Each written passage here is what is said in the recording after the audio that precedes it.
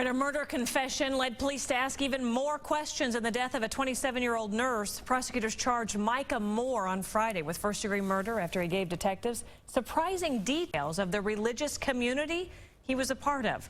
Beth Vaughn is live at Longview Lake.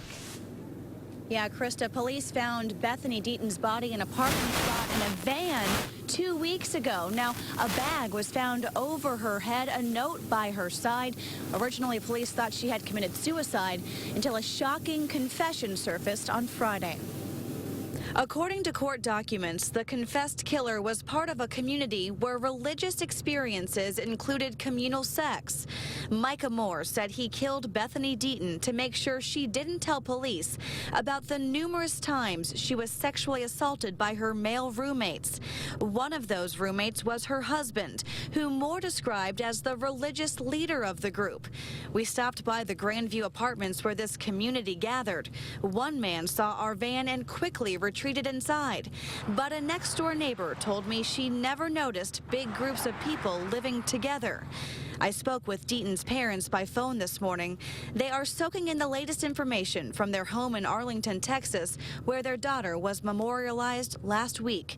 They said the betrayal, the subtle and increasing manipulation, and the brutal victimization which occurred is beyond tragic.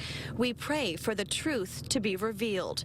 In a statement, they called their daughter beautiful and innocent.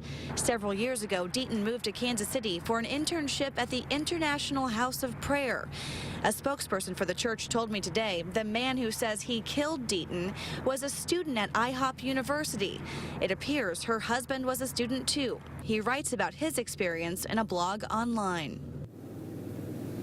A spokesperson from IHOP promised me a statement today that has not yet been released. However, I did learn from a member that the lead pastor of IHOP is holding a series of meetings for parishioners to explain what's going on in this investigation. We hope to bring you much more, and there's much more as well right now on our website, that website, KSHB.com.